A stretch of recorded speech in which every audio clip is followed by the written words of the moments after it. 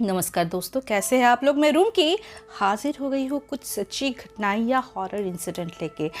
तो ये horror incident actually मेरा जो दूसरा चैनल है कथा गल्प भूतरे स्टेशन वहाँ के सब्सक्राइबर एंड व्यूअर्स ने शेयर किया था, लेकिन वो बंगाली लैंग्वेज में है तो वही सब मैं हिंदी में लेके आ रही हूँ। लेकिन आप अगर अपना इंसिडेंट शेयर करना चाहे तो प्लीज़ शेयर कर दीजिए। हमारा व्हाट्सएप नंबर 8011006740 या हमारा जो डिस्क्रिप्शन या आपको स्क्रीन पे नज़र आ ही रहा होगा मेल आईडी, वहाँ पे भी प्लीज़ आप लोग शेयर कर ही सकते हो।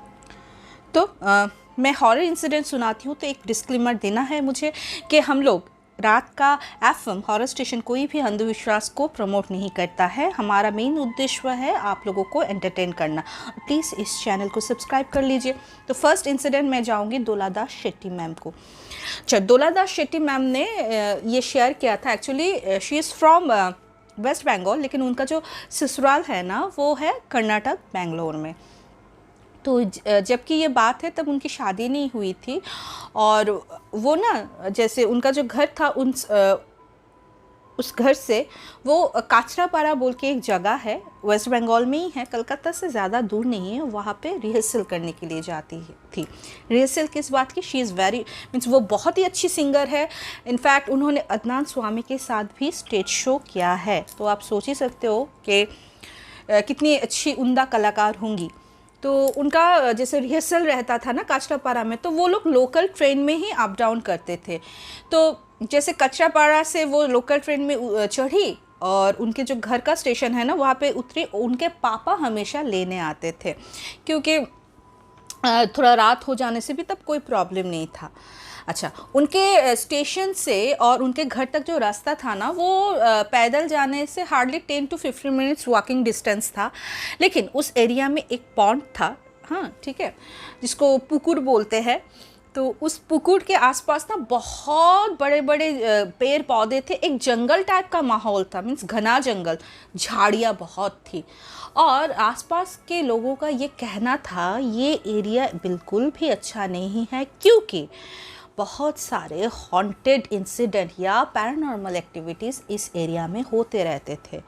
उनके दोला मैम के मम्मी को आके आस पड़ोसन बोलती थी कि पूर्णिमा या अमावस्या में अकेले उस जगह जाना बिल्कुल ठीक नहीं है, रात को एकदम ठीक नहीं। इनफैक्ट रात को बहुत जनों ने बहुत कुछ दिखा था, मीन्स वो कुछ ऐसा कुछ उन लोगों के साथ हुआ था कि डर के मारे उसके बाद से रात में कभी भी उस रास्ते से वो लोग जाते ही नहीं थे। लेकिन दोलादास शेट्टी मैम की जो मम्मी थी ना वो इन सब बातों में बिल्कुल भी विश्वास नहीं करती थी। इनफैक्ट मैम भी नहीं करती थी, दोला मैम की बात कर रही हूँ। वो लोग ये भूत प्रेत इन सब में बिल्कुल विश्वास नहीं करते थे। वो जब पड़ोसन आके उनकी मम्मी को बोलती थी तो वो एक कान से सुनती थी और एक कान से निकाल देती थी।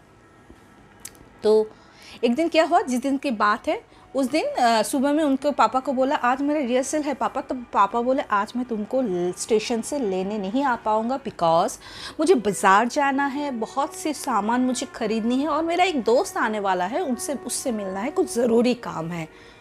तो दोला मैम ने बोला ठीक है पापा, कोई बात नहीं, हमारा जान पहचान रास्ता है, मैं आ जाऊँगी, कोई बात नहीं। ठीक है, उनके पापा बोल के चले गए। अच्छा, वो उनके पापा बाय प्रोफेशन डॉक्टर थे, हैं। तो वो काचरापाड़ा में उनका जो रिहर्सल था वो रिहर्सल करके फिर लौटे ट्रेन से। उसके बाद स्टेशन में उतरे तो उनको पता था पापा नहीं आने वाले, और लेकिन वो मन ही मन बहुत खुश थी, क्योंकि उस दिन ना उनको बहुत सारे स्टेज शो के ऑफ़र मिले थे। खुश होके आते आते जब वो एरिया पहुंची ना, जैसे पॉन्ड था, मैं बोली घना जंगल एरिया थी, तब वो जैसे एक साइड से आ रहे थे, अपोजिट साइड से देखा उनके पापा वाइट कलर का शर्ट, मैम को इतना प्रोमिनेंट आज भी याद है, जो मैम ने डिस्क्राइब करके मुझे बोला वही मैं बोल रही हूँ, कि वाइट कलर का एक शर्ट पहन के और वाइट कलर का एक लुंगी पहन के उनके पापा अपोजिट डायरेक्शन से आ रहे हैं। तो मैम बहुत खुश हो गई, वो सोची कि पापा को शायद वो बाज़ार जाना नहीं हुआ था, इसीलिए पापा शायद मुझे लेने आ रहे हैं। तो वो हंस के पापा से बोले पापा आप आ गए हो, पता है पापा बहुत खुशखबरी है। बोले पापा फिर हंस रहे थे, लेकिन उनका स्माइल ना थोड़ा सा डिफरेंट था, नॉर्मल डे से थोड़ा सा डिफरेंट टाइप का लग रहे थे। तो वो खुद से ही बोल रहे थे पता है पापा आज मुझे बहुत सारे स्टेज शो का ऑफ़र मिले हैं, मैं बहुत खुश हूँ। तो पापा भी हंस रहे थे। उसके बाद पापा क्या किया, पापा ने दोला मैम को क्रॉस करके ना धीरे धीरे वो पॉन्ड की तरफ जाने लगे एंड जैसे पीछे देख रहे थे कि इशारा कर रहे थे कि तुम भी आओ, लेकिन बात नहीं कर रहे थे, मीन्स आंखों से इशारा कर रहे थे तुम भी आओ, ठीक है। और मैम भी जैसे हिप्नोटाइज होके पापा के पीछे पीछे जाने लगी। वो पॉन्ड की तरफ उतर के, पॉन्ड जैसे पानी ना उनके पैर में टच हुआ और वहाँ से ही साइड हो के वो घना जंगल जो झाड़ियों की तरफ वो जाने लगे। तो वो भी ना, दोला मैम भी अपने पापा के पीछे पीछे पीछे पीछे नीचे उतरे और जैसे ही झाड़ियों की तरफ वो उन्होंने अपना पैर बढ़ाए, अचानक से उनको एक चीख सुनाई दी। किसी ने चिल्ला के उनको बोला, ए दोला कोথায় যাচ্ছিস, ए दोला तू कहाँ जा रही है, बहुत चीख के। तो उनको जैसे होश आया, बोला अंकल, मीन्स वो उन्होंने देखा कि उनके पड़ोस के अंकल ही थे, नेबर थे। बोले अंकल पापा अभी भी देखिए ना वहाँ पे गए, मैं पापा के पीछे ही तो जा रही थी, पापा वहाँ पे गए हैं। फिर अंकल ने बोला कहाँ है तुम्हारे पापा, अगर होते तो मुझे दिखाई नहीं देते। तो बोले नहीं पापा, नहीं अंकल मैंने देखा है, देखिए देखिए वहाँ पे गए हैं, अंदर चले गए हैं। तो उन्होंने क्या किया, वो थोड़ा सा नीचे उतर के दोला मैम का हाथ पकड़ के खींच के ले आए। बोले चल यहाँ पे, तुझको पता नहीं है ये एरिया अच्छा नहीं है, चल क्या देख लिया तूने, चल चल चल बोल के उनको एकदम घर तक पहुंचा के आए और उनकी मम्मी को बोला कि भाभी देखो ऐसा ऐसा हुआ है, आप देखो अपनी लड़की को। फिर उनकी मम्मी ने पूछा कि तूने पापा कहाँ मिले तुझे। तो बोले पापा तो आ रहे थे मुझे लेने, मैंने बोला और मैंने खुशखबरी भी दी, मुझे बहुत सारे स्टेज शो के ऑफ़र मिले हैं। पापा खुश भी थे, हंस भी रहे थे। बोले कैसे हो सकता है बेटा, पापा तो बाज़ार गए हैं सामान लेने, उनका दोस्त के साथ भी मिलना है उनको, तो क्या बोल रही है। तो वो बोले कि नहीं मम्मी आप पापा आए थे। तो मम्मी मना किए जा रही थी, वो बोल रही है, और दोला मैम बोल रही कि नहीं पापा आए थे। तो ऐसा कुछ करने के बाद मम्मी चुप होके चली गई किचन में और वो बैठी रही। बोले ये कैसे हो सकता है, मेरे पापा को मैं नहीं पहचानूंगी।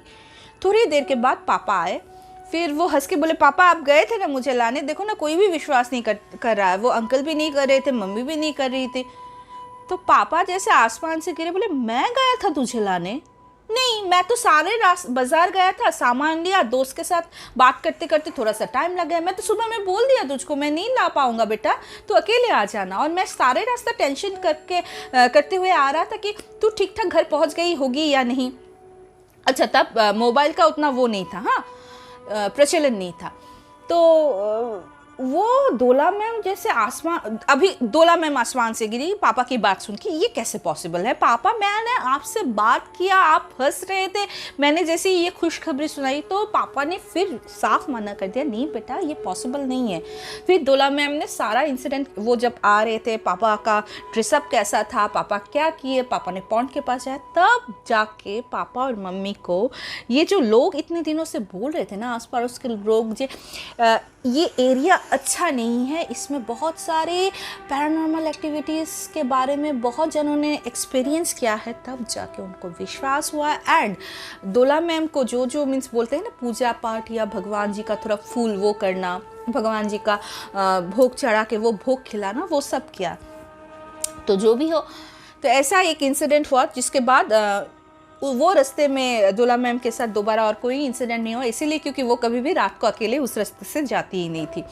सो ये रहा था दोला दास शेट्टी मैम का एक इंसिडेंट। कैसा लगा दोस्तों, प्लीज़ कमेंट सेक्शन में कमेंट कीजिएगा, और कैसा लग रहा है आपको ये हमारा चैनल रात का FM हॉरर स्टेशन। एक्चुअली ये चैनल बनाने का उद्देश्य ही यही है कि आपको एंटरटेन कर सकूँ और हम लोग एक फैमिली बन सके।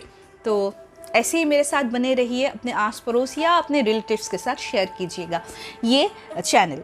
तो चलिए, इससे पहले आप लोग ने तो सब्सक्राइब कर लिया होगा, लाइक भी कर लिया होगा, कमेंट सेक्शन में मुझे पता है कमेंट भी कर लिया होगा। तो चलिए नेक्स्ट इंसिडेंट में जाती हूँ। नेक्स्ट जो इंसिडेंट है ना, ये टीना ने शेयर किया था मुझसे। तो टीना असम के रहने वाली है, लेकिन राइट नाउ वो अभी है बेंगलोर में। सो ये उसका एक भाई का दोस्त है, ठीक है, उस भाई के दोस्त के साथ ये एक इंसिडेंट हुआ था। तो बहुत ही गहरी दोस्ती थी उसके भाई के साथ। तो एक्चुअली वो लोग 4 जना का ग्रुप थे, और 4 जना का ग्रुप में ना जो कहीं घूमने जाना हो, कहीं खाना पीना हो, किसी रेस्टोरेंट में जाके खाना हो, फिल्म देखना हो, सारे इकट्ठे करते। इनफैक्ट शॉपिंग भी इकट्ठे करते थे। ठीक है, टी शर्ट लेनी है तो चारों को इकट्ठे लेनी है, ऐसे वाला दोस्ती, पक्की दोस्ती जिसे बोलते हैं। तो एक दिन क्या हुआ, टीना का जो भाई है उसका नाम प्रीतम है। प्रीतम और उसके पापा सुबह में चाय पी रहे थे। इन दैट टाइम जुनाब बोल के एक है। जुनाब एक्चुअली टीना का जो मायका है ना, वहाँ पे एक मस्जिद है, मस्जिद का इमाम साहब थे। और इमाम साहब को सारे कॉलोनी मीन्स हिंदू मुस्लिम जो भी संप्रदाय के हो ना, सभी बहुत मानते थे। तो जुनाब के साथ प्रीतम के पापा का भी बहुत जान पहचान था।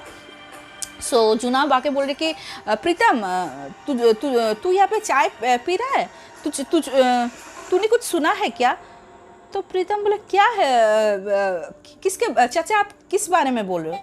बोले तेरा जो वो दोस्त है ना, उसका तो देहांत हो गया है, मैं वहाँ पे उसको दफन कब्र करने जाना है, उससे पहला जो रिचुअल्स है मैं वो करने जा रहा हूँ, तू भी चल।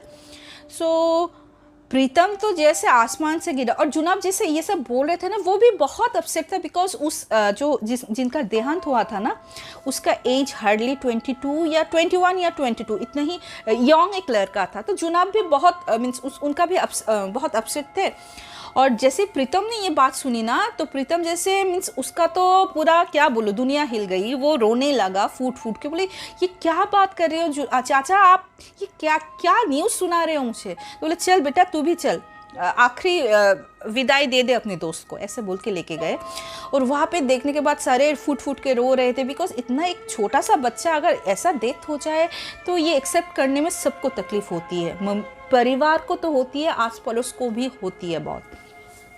तो लेकिन प्रीतम और उसके पापा ने एक बात नोटिस की, उसका जो पूरा बॉडी है ना, बॉडी पूरा नीला पड़ चुका था।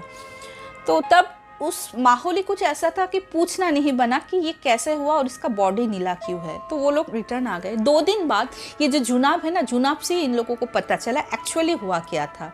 इसका जो दोस्त है ना, वो झीन पालता था, और एक्चुअली वो फीमेल जीन था, बंगाली में हम लोग पड़ी बोलते हैं उसको। सो जीन जो है ना, जीन के प्यार में वो पड़ गया था। लेकिन जीन उसको हमेशा से यही बोलता था कि मुझे छोड़ दे, नहीं तो बहुत पछताएगा, मुझे इस कैद से आज़ाद कर दे। लेकिन वो तो उसके प्यार में पड़ गया था। प्यार अंधा होता है, जिस किसी से भी हो सकता है। तो उसको जीन से प्यार हो गया। तो उसने बहुत रिक्वेस्ट किया, लेकिन वो नहीं माना। एक दिन जिन को चांस मिला अपने आप को आज़ाद करने की, और आज़ाद होने के बाद उसको मार के वो आज़ाद हो गया। लेकिन जुनाब ने एक बात बोली थी कि ये तो आज़ाद हो गया, अभी उस एरिया में बहुत डर है सबको, क्योंकि पता नहीं इतने दिनों के कैद के बाद वो आज़ाद हुआ है, वो जिन शायद किसी को नुकसान ना पहुंचा दे। तो फिर जुनाब ने बोला कि जो रिचुअल्स है मैं कर दूंगा। और जुनाब ने किया था भी, क्योंकि उसके मौत के 2-3 दिन बाद ही ना उस एरिया में बहुत तांडव मचा हुआ था, जिसे हम बोल सकते हैं। तो जुनाब भी उन सब कुछ ठीक ठाक कर दिए थे।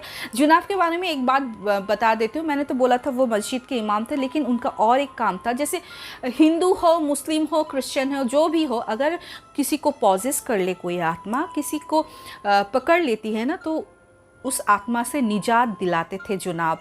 ऐसे बहुत से स्टोरी है टीना ने मुझसे शेयर किया है, जो इन फ्यूचर डेफिनेटली आपके साथ शेयर करूँगी। तो जुनाब एक्चुअली ये जो रिचुअल्स करते थे ना, वो एक पैसा भी नहीं लेते थे, तो हम बोल सकते थे a kind of social service, क्योंकि उनका एक उद्देश्य था कि लोगों का भला करना। तो वो अगर कोई भूत प्रेत किसी को पकड़ ले तो उससे मुक्ति दिलाते थे जुनाब। तो ये था एक इंसिडेंट। सच्ची में प्यार अंधा होता है, प्यार नहीं देखता, प्यार तो हो ही जाता है। लेकिन फिर भी बोलूँगी, थोड़ा सा दिमाग लगा के भी कभी कभी हम लोगों को सोचना पड़ता है, और सोचना ज़रूरी भी है। तो कैसा लगा ये एपिसोड, प्लीज़ कमेंट सेक्शन में कमेंट ज़रूर कीजिएगा। तो दोस्तों, आज का ये एपिसोड मैं यहाँ पे ही ख़त्म करती हूँ। बहुत जल्द मुलाकात होगी। Till then bye bye, see you soon, नमस्ते।